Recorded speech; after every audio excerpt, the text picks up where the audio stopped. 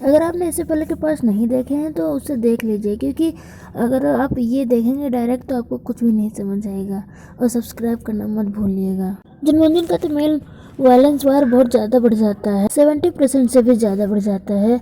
वो गार्ड से और कुछ बताने वाला था, तभी फिफ्थ ब्रदर उसे रोक लेता है बोलने से, और फिफ्थ ब्रदर जनमंजन के लिए टी देता है। जनमंजन वो टी ड्रिंक करके कहता है, मैं साउकी पर भरोसा करता हूँ, पर ये र्यूमर्स किसने फैलाए? गार्ड्स तुम्हें कैसे पता चला? वो गार्ड्स कुछ बताने के बजाय जनमंजन को साउकी का करंट एड्रेस देने लगते। फिफ्थ ब्रदर वो एड्रेस लेके कहते हैं, अभी बहुत रात हो गई है, हम कल सुबह चलेंगे साउकी को लेने। जनमंजन कहता है, मुझे कल नॉर्थ डेसर्ट के किंग से व्यापार कॉन्ट्रैक्ट के विशेषताओं के बारे में बात करने जाना है। फिर ब्रदर कहते हैं, कोई बात नहीं, जब तुम आओगे तो तुम साउकी को अपने आंखों के सामने पाओगे। जनमंजन ये सोच के तो हैप्पी हो जाता है कि वो साउकी से मिल पाएगा। नेक्स्ट डे जनमंजन किंग के पैलेस में जाता है। साउकी भी वहीं ही थी और वो भी उधर से आ रही थी। वो दोनों ही एक दूसरे से टकरा जाते हैं और मिल जाते हैं। साउकी तो जनमंजन को देख के डर जाती है। जनमंजन सोचता है ये क्या साउकी है? जनमंजन को तो मेल वायलेंस बार अभी भी 70% से था और वो साउकी से कहता है, 7th मिस, आपको फिफ्थ ब्रदर यहाँ इतनी जल्दी ले आए, आप किससे मिलने के लिए भागी जा रही थी? साउकी सोचती है, क्या इसका मेन वायलेंस बार बीमारी क्या मुफन चांसलर को किल करने के बाद भी नहीं खत्म हुई? इसकी मेन वायलेंस बार बहुत हाई है, मुझे लगता है कि वो अभी नाइफ निकालेगा और मुझे मार देगा। सिस्टम मेरी हेल्प करो, एपी मैं अभी मरना नहीं चाहती। फिर साउकी ऐसे एक्ट करने लगती है जैसे वो साउकी है ही नहीं। वो जनमंजन को जाके सेड्यूस करने लगती है और उससे चिपक जाती है और उसके बॉडी को टच करने लगती है। जनमंजन कहता है, साउकी ये क्या कर रही हो तुम?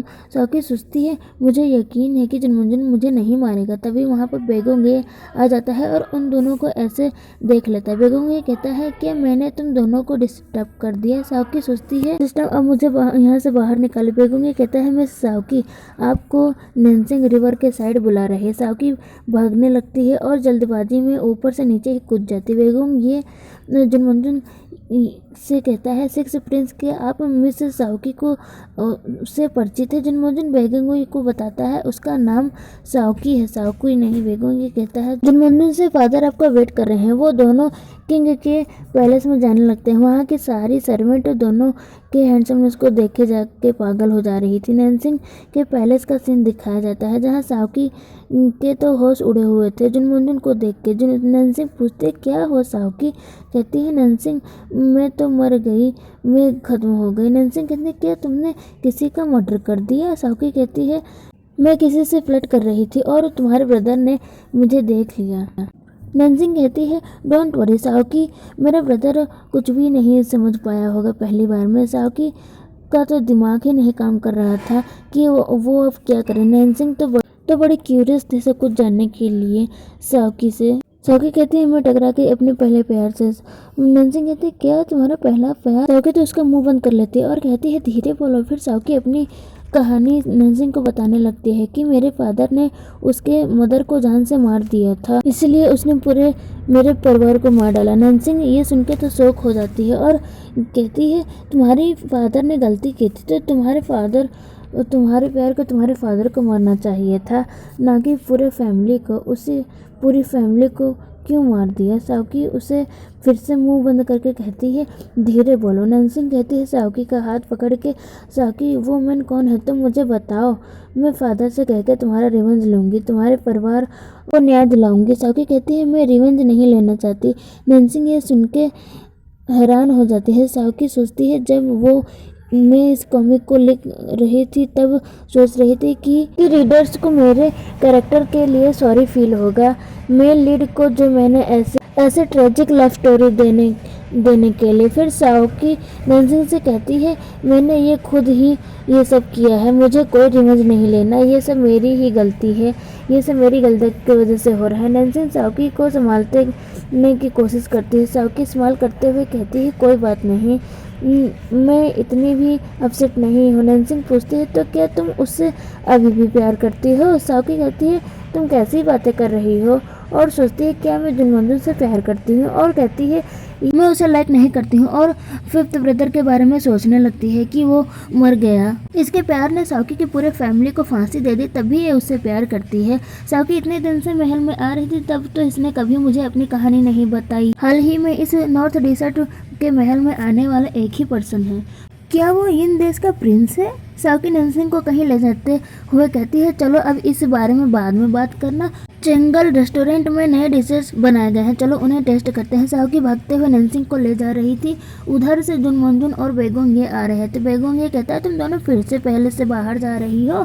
नैन्सिंग कहती है ब्रदर, साओकी ने मुझे बताया कि चेंगल रेस्टोरेंट में नए डिशेस बनाए गए हैं, हम वही खाने जा रहे हैं। साओकी तो जुनमंजुन से अपना फेस छुपा रही थी और जुनमंजुन तो सिर्फ उसे ही देख रहा था स्माइल करते हुए। साओकी जुनमंजुन को देख के सोचती है ये स्माइल क्यों कर रहा है मुझे देख के। जुनमंजुन कहता है कि कुछ और मैटर में फंसे हुए हैं, मैं अभी फ्री हूँ, तो क्या मैं आप दोनों के साथ चल सकता हूँ। नैन्सिंग उन दोनों को ऐसे देखते हुए देख लेती है और समझ जाती है कि यही है साओकी का पहला प्यार।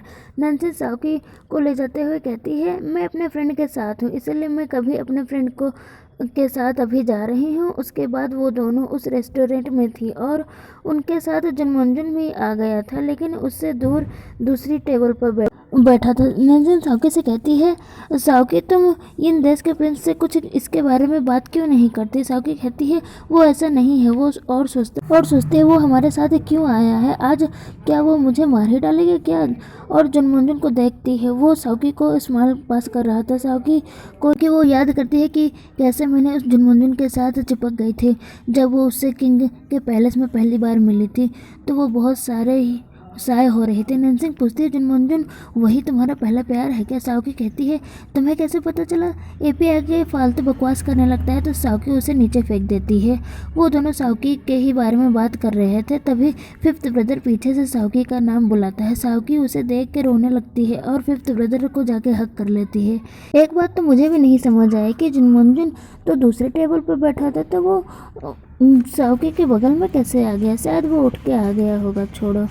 साओकी ब्रदर से कहती है आप मुझे पहले क्यों नहीं मिलने आए, मुझे लगा कि आप भी मर गए। फिफ्थ ब्रदर कहते हैं आई एम सॉरी, तब मैं बहुत कठिन स्थिति में था। वो दोनों तो अभी भी हक किए हुए बैठे थे। ब्रदर कहते हैं देखो साओकी मैं जिंदा हूँ और ठीक हूँ बिल्कुल। नैन्सिंग कहती है फिफ्थ ब्रदर तो आप ही हैं साओकी के बड़े भाई। साओकी नैन्सिंग से माफ़ी मांगती है और सब चीज़ को छुपाने के लिए। नैन्सिंग कहती है कोई बात नहीं। जुनमंजुन कहता है साओकी तुम्हारी वो सर्वेंट जिसके साथ तुम रहती थी सीरियसली अभी भी वो जिंदा है और मेरे पैलेस में है। साओकी तो बहुत हैप्पी हो जाती है। जुनमंजुन कहता है क्या तुम मुझे इतना क्रूर पर्सन समझती हो साओकी। साओकी कहती है नहीं, मेरा ये मतलब नहीं था। ब्रदर के पीछे छिप जाती है और कहते हैं ब्रदर मुझे बचाइए। नैन्सिंग सोचती है अगर ये मेन साओकी का ब्रदर है तो ये कोई प्रिंस नहीं है। मुझे लगा था कि वो प्रिंस है, मैं कितने अच्छे से इससे बात करती थी। तभी रेस्टोरेंट का वेटर नए डिशेस को लेके आ जाता है। साओकी के मुंह में पानी आ जाता है वो सारे डिशेस को देख के। जुनमंजुन साओकी को डिशेस उठा के देता है। साओकी खाने में बिजी हो जाती है और जुनमंजुन उसे स्माइल करते हुए देखता रह जाता है। नैन्सिंग उन दोनों को देख के सोचती है मुझे लगा था कि दोनों के बीच कुछ नहीं है, लेकिन इन दोनों को देख के साफ साफ इनका रिश्ता दिख रहा है। वो सब रात को रेस्टोरेंट से पैलेस वापस आ जाते हैं। नैन्सिंग अपने पैलेस चले जाती है और साओकी जो सर्वेंट के पैलेस में पहले रहती थी वहाँ पर सोने के लिए आ जाती है रूम में, क्योंकि साओकी का पैलेस जो किंग ने दिया था वो बहुत यहाँ से दूर था, इसलिए वो आज यहाँ पर रुकने वाली थी। ब्रदर और जुनमंजुन उसे रूम तक छोड़ने के लिए आए थे। ब्रदर साओकी से कहता है साओकी हम हाफ मंथ में वापस इन देश जा रहे हैं, क्या तुम हमारे साथ वापस चलोगी। साओकी सोचती है नैन्सिंग और जुनमंजुन को अभी तक प्यार नहीं हुआ है और मुझे इस रिलेशनशिप को भी प्रोटेक्ट करना है, नहीं तो जुनमंजुन इन देश में वापस जाने के बाद किसी और से शादी कर लेगा। और कहती है उन दोनों से लेकिन कानूनी के हिसाब से तो हमारे फादर द्रोही हैं, तो हम अगर वापस जाएंगे तो हमें मार दिया जाएगा। जनमंजन तो इस सब के लिए साउकी से माफ़ी मांगने लगता है कि ये सब मेरी गलती है, मेरी वजह से ये सब हुआ है। आई स्वेयर जब तक मैं ज़िंदा हूँ तब तक वहाँ पर तुम्हें कोई हाथ भी नहीं लगा सकता। इन देश में वापस जाने के बाद ब्रदर साउकी से कहते हैं, साउकी हम वापस जाने के बाद हम वहाँ अपना नाम चेंज कर लेंगे और अच्छे से ज़िंदगी बिताएंगे, ये ठीक है ना। साउकी कहती है, लेकिन मैं नॉर्थ डिस्ट्रिक्ट में रह के खुश हूँ, मेरे पास यहाँ फ्रेंड्स हैं। मैं मिली, वो मेरे साथ बहुत अच्छे हैं, हमेशा मेरी हेल्प करते हैं। अगर मैं वापस चली गई तो वो अपसेट हो जाएंगे।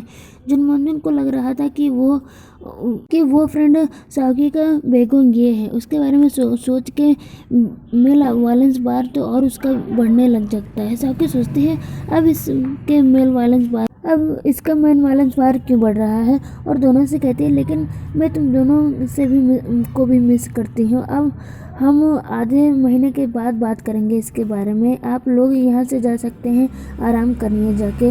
और साउकी अपने रूम में जाके दरवाज़ा बंद कर लेती है। ब्रदर कहते हैं साउकी थक गई होगी। जनमंजन ब्रदर से पूछता है, क्या साउकी मुझसे डरती है? ब्रदर कहते हैं ऐसा हो भी सकता है। जनमंजन कहता है, जैसा मैंने सोचा था वैसे ही हुआ, मैंने उसके फादर को मार दिया इसलिए ऐसा हो रहा है। इधर साउकी को नींद नहीं आ रही थी, वो उठ के बैठ जाती है और सोचती है क्या मोफेंग चांसलर ने बहुत लोगों को मार डाला और लेडी क्या और उनके बच्चे मुझे मारना चाहते हैं, वो सब डिजर्व करते हैं। जनमंजन ने फिफ्थ ब्रदर और मेरी सर्वेंट को नहीं मारा, मैं इतने दिनों से उसे गलत समझ रही थी। फिर साउकी नंसिंग की बातों की याद करने लगती है, जब उसने कहा था कि क्या तुम जनमंजन को पसंद करती हो।